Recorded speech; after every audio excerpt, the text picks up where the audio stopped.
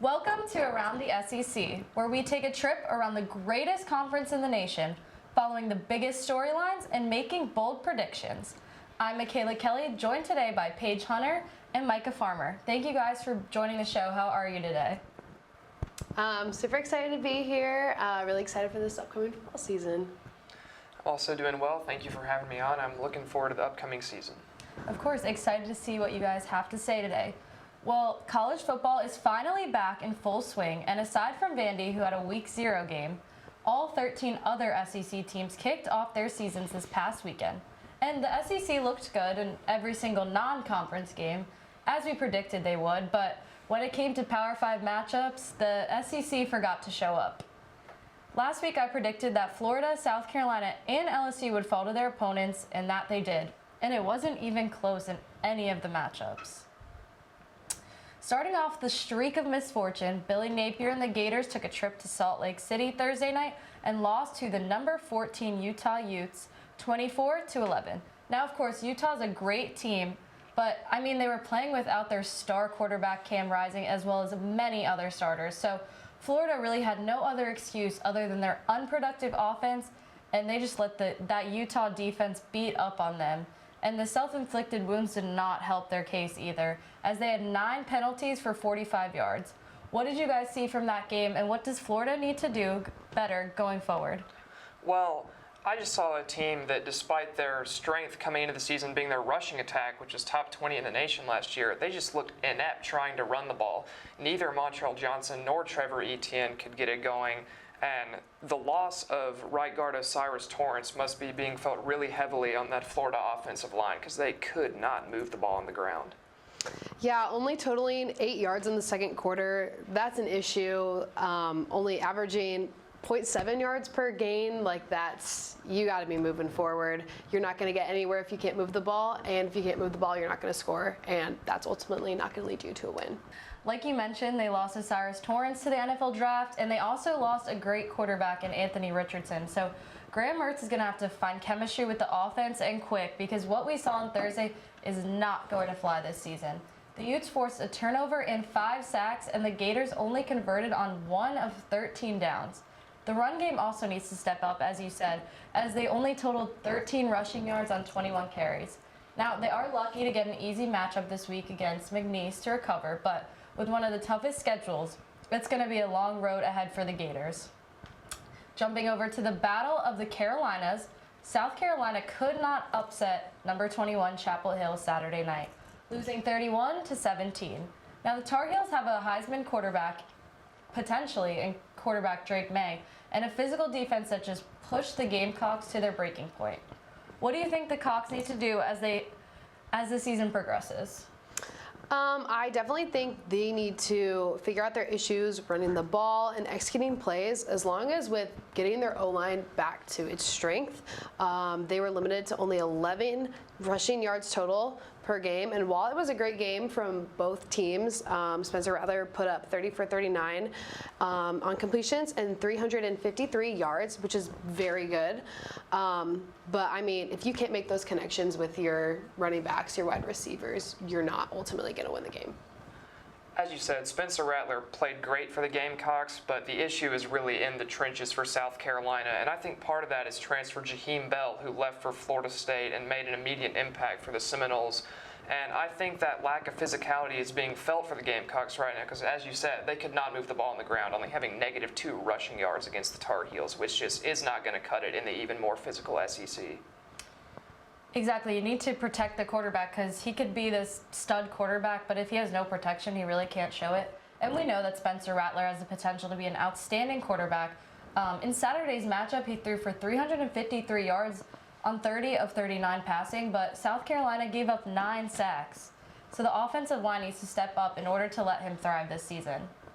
And last but not least, the shocker of the week, the 5th-ranked LSU Tigers falling to the 8th-ranked FSU Seminoles.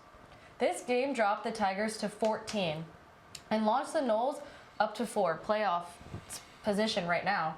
And almost every media outlet favorited LSU going into the matchup. And I said Florida State would win because I truly think they are contenders this year. And it was not the upset that was shocking. It was the 45-24 final score. Is this just a blip in the road for Brian Kelly and his team, or are they really just overrated this season?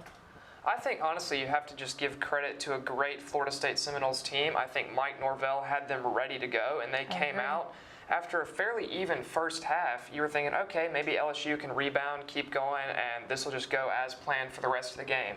But instead, Florida State came out in the second half and absolutely throttled the Tigers, just complete domination that second half. So I don't think LSU's season is over yet, but I do think that we need to give credit to Florida State for being a really good team. 100%. Yeah, I agree with that. LSU was up 17-14 at halftime and just gave up the whole entire second half, like you said. Overall, they gave up 494 yards to Florida State, which is a lot. And I don't think they were ready to come into that game and beat Florida State's just absolute dominance. Lots of credit to the Noles. I think they are a very high potential candidate for the playoffs this season. I do think LSU can rebound, but I do think that they need a lot of work offensively and defensively. Exactly. I still think LSU would be a contender for the West. They'll have a great season, but I did think them coming in at 5 preseason was a little high for them, in my opinion. I don't know what you guys think, but as much as this game was pretty embarrassing for them, I think they'll bounce back, be contenders in the West. As I said, they've got Jalen Daniels, a great quarterback. But this game does show that it'll be hard to compete with them when they have to go against powerhouse defenses when you have a team like Georgia and Alabama. So they definitely need to make some adjustments going forward. And speaking of the Crimson Tide, after all the quarterback drama, or it seemed like drama, but you know, Saban always has an ace up his sleeve. So Jalen Milroe kind of made Bryce Young look like a thing of the past. He really proved why he should be QB1 for the Tide this season, following a stellar game against Middle Tennessee. The redshirt sophomore went 13 of 18 for 149 yards with no interceptions and 2 scores. He also rushed for 48 yards and 2 touchdowns, becoming the first quarterback in Alabama history to throw for 3 touchdowns and rush for 2 in a single game. Is he the real deal? I think at this point, it's still early, but I would be inclined to say yes. As you said, the first Alabama QB in history with 3 passing touchdowns and 2 in one game.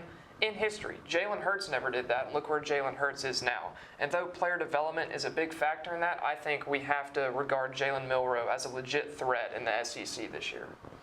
Yeah, I agree with that. Coming off week 1, and especially with Alabama's stacked QB roster, you had your transfers, your true freshmen. Him being that starting spot was just really, I think, it just boosted his ego.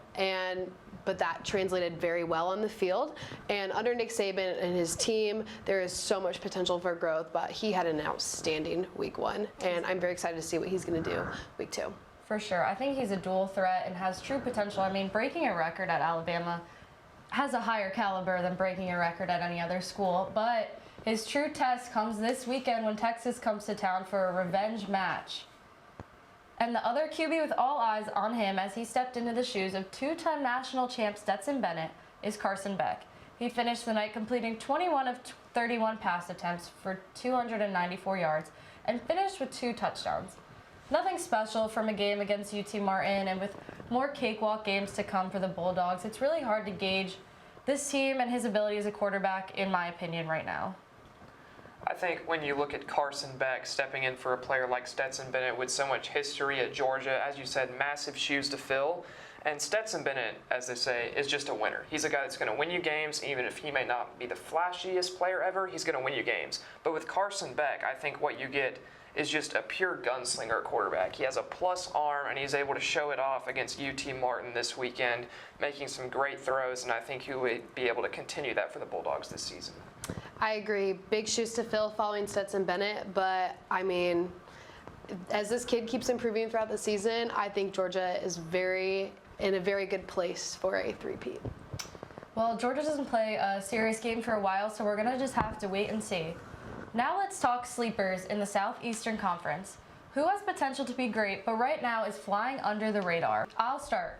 And I'm going to say, as I do almost every year, but the Arkansas Razorbacks. I truly think KJ Jefferson is one of the most talented dual-threat quarterbacks in college football and the heartbeat of that offense. I mean, they went 7-6 last year, and this is what's typically expected of them, but with Jefferson behind center, Raheem Sanders at running back, a solid O-line, and a schedule that's not crazy hard, I could see the stars finally aligning for them. What do you guys think? I have to agree with you there. I think Arkansas is also a great candidate for sleeper in the SEC. You mentioned Raheem Sanders. He's actually the only returning player in the nation with 1,400 yards or more rushing and 250 or more yards receiving.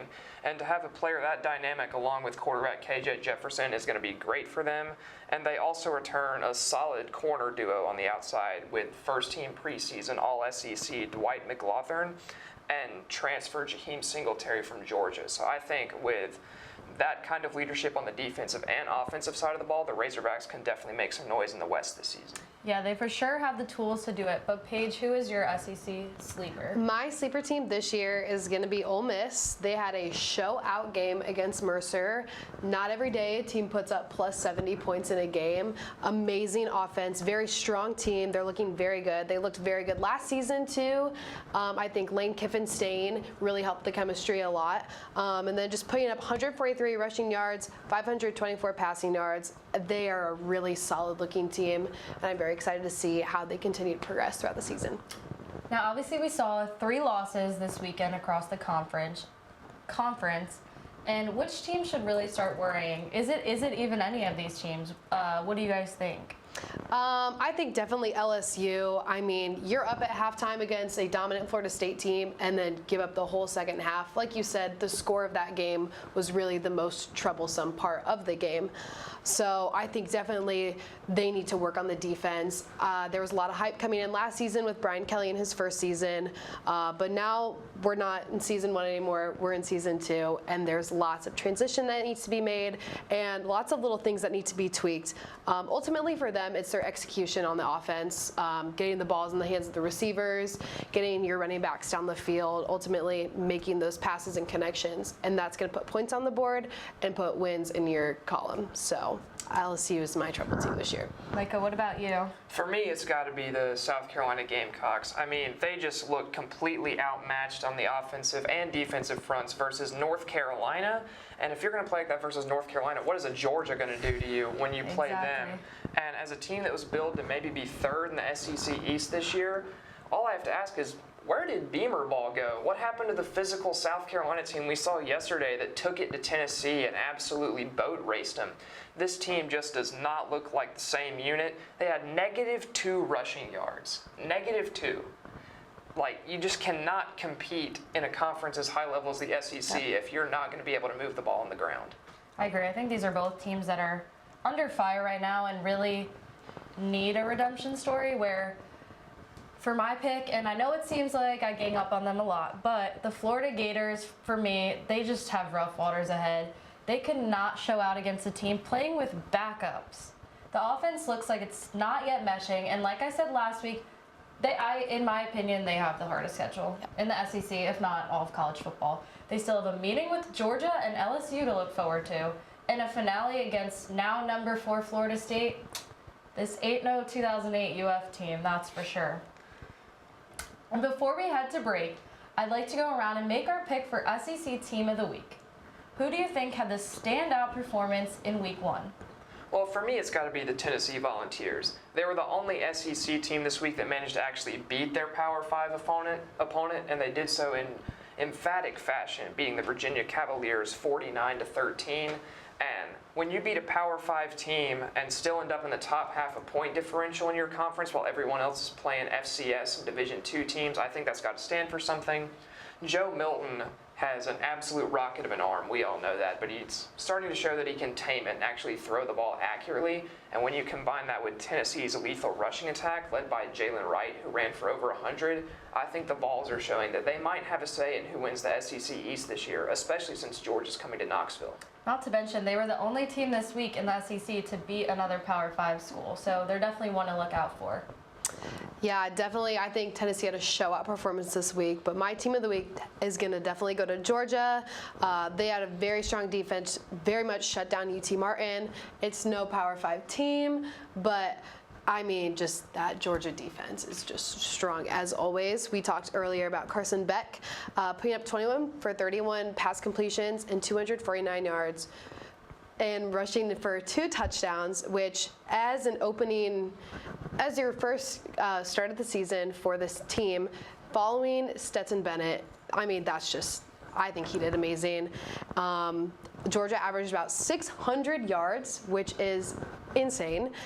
They do have some things to tweak on both ends of the ball, but like I said earlier, I think they can go for a three-peat.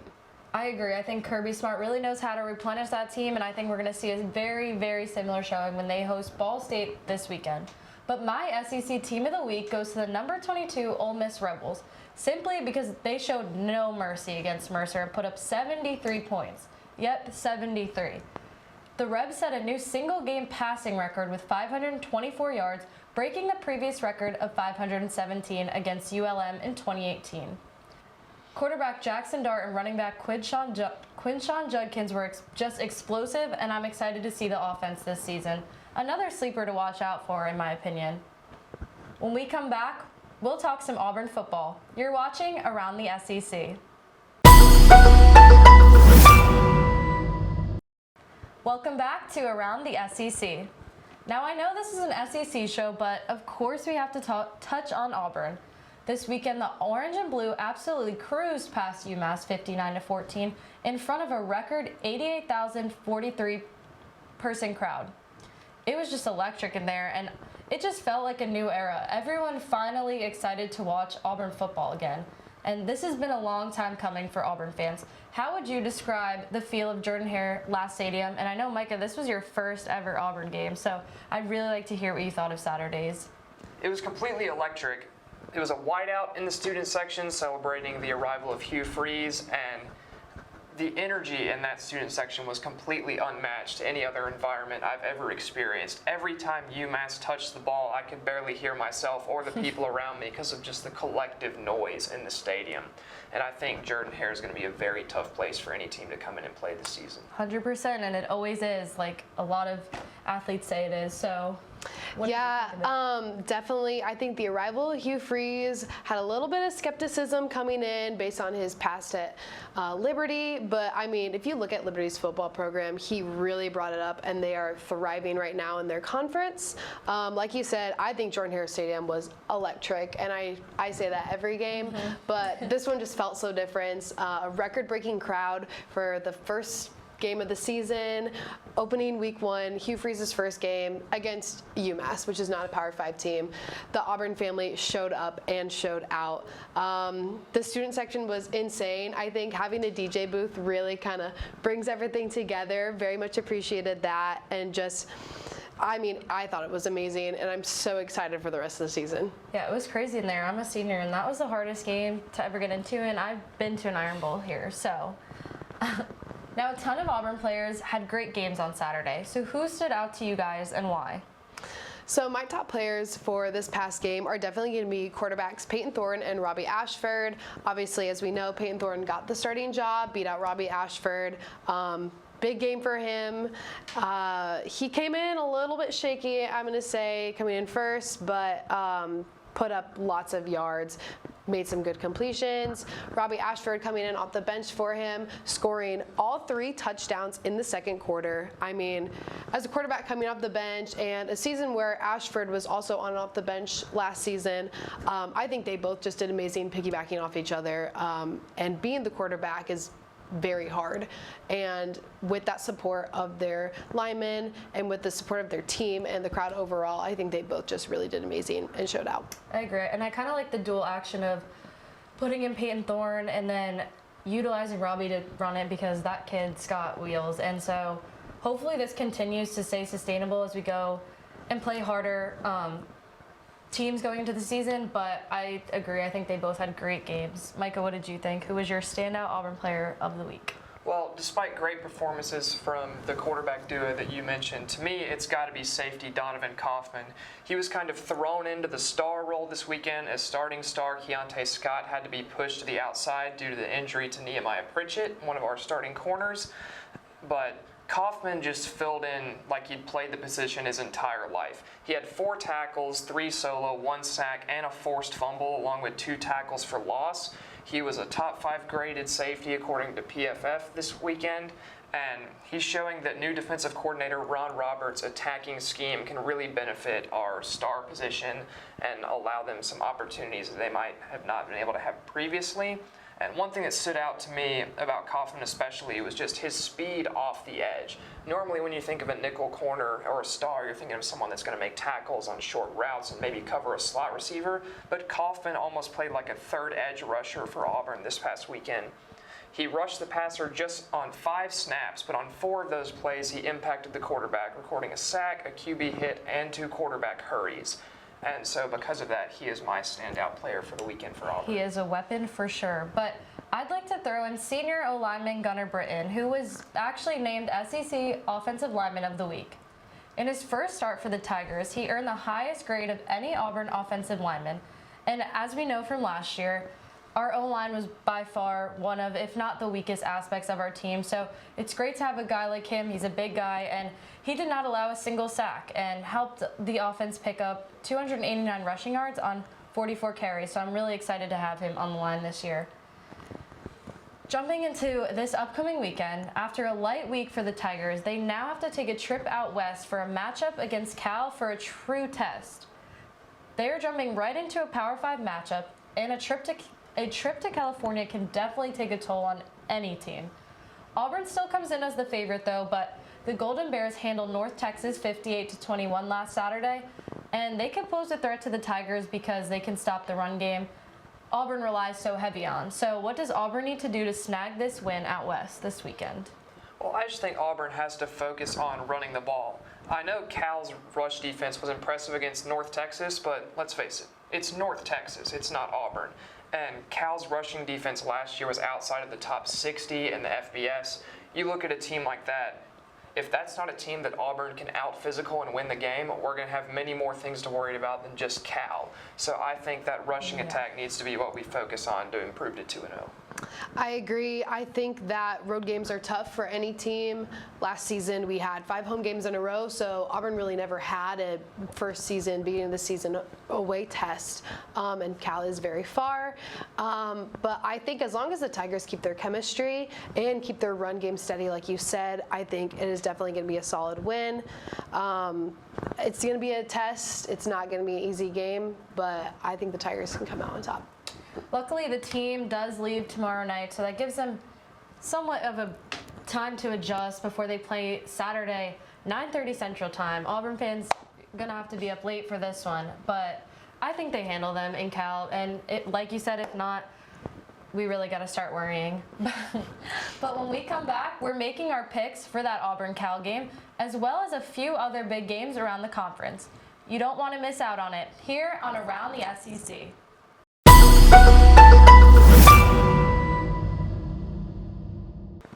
Welcome back to Around the SEC. To wrap up the show, let's make some game predictions. Starting off with Auburn at Cal. Like we said earlier, a 9:30 Central Time kick in San Francisco. Both come in unranked, with the Tigers favored to win. Who are you taking, Micah? I'm taking Auburn to win this game. I feel like Auburn will be able to out-physical Cal in the trenches. Cal's main offense versus North Texas came courtesy of quarterback Ben Finley, and I think Ben Finley is going to have a tough time versus the Auburn defense and its attacking scheme that we saw versus UMass last week. I think because of that, Auburn will be able to pull out the victory. I don't think it'll be a blowout. I think Cal hangs around, but I think Auburn holds on and wins.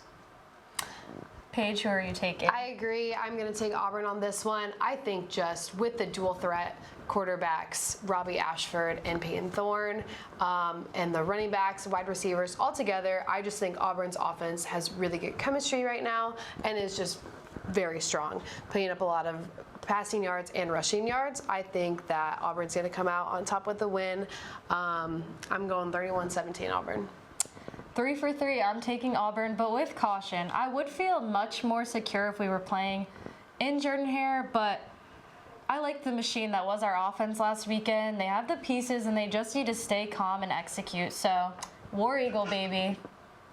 Next up, a ranked matchup between number 20 Ole Miss and number 24 Tulane in Green Wave territory. Who you got? Well, Tulane was one of the main surprise stories of last season. They were able to go to the Cotton Bowl and beat Southern Cal and Caleb Williams in that game. And they return a lot of production from that team, only losing Tyjae Spears from their main contributors to the NFL. And they return their main cornerback duo on the outside that was so good last season, rating top 10 in the FBS. With that said, Ole Miss just put up 73. I think even though Tulane is a much better defense than Mercer, I think Lane Kiffin has that Ole Miss offense humming. I think Jackson Dart and Quinshon Judkins are going to show out. I think this game has potential to be a shootout, and I'm taking Ole Miss 45-42. I'm with you on that one. Ole Miss all the way. They are my standout team this season. Putting up 73 points, that's just huge. Doesn't matter if it's a Mercer defense or a Tulane defense. It's Ole Miss on top. I agree with you. Tulane was definitely a Cinderella team last season. I do think that, though, coming to this season, there are many other teams that have a stronger offensive and defense than them, Ole Miss being one of them. I'm taking Ole Miss 35-24. Now, if you'd asked me a couple weeks ago, I was 100% picking Tulane, especially at home. But I love how dynamic the Rebs' offense is right now. They come in as the favorite, and I'm hopping on the bandwagon, hotty toddy. Number 23, Texas A&M takes a trip to sunny South Florida for a meeting with the Miami Hurricanes. I think this is more of an even matchup than the media is leading on. What do you guys think? I think, as you said, this is a very even matchup between two teams who, frankly, consistently have talent and consistently fails to develop that talent. I think Miami, even though it's a Miami home game, when's the last time you saw Miami have a sellout crowd? The fans don't show up. I think Texas A&M is going to be able to take advantage of that. These are two coaches in Mario Cristobal and Jimbo Fisher who like to be physical up front, and I think A&M's size advantage will help them in that type of a game, and therefore I think A&M wins 28-17. I agree. I think this is going to be a very close game. Both teams with lots of potential, but the narrow and margin for scoring is going to be very tight. I'm taking A&M 27-21. I honestly think this could be a crapshoot, and with the Hurricanes having home field advantage, although you said students don't show up, it is pretty far from campus, but if they can adjust their defense to slow down the Aggies' passing game, I think they can pull off the upset. I'm just not sold on Jimbo Fisher and company, and I could easily be proven wrong, but I'm going with the Hurricanes this week. And we could not finish the show without touching on the game of the week, if not the game of the season. This is the marquee matchup of the week, and the Longhorns are looking for revenge from their 1-point loss last year.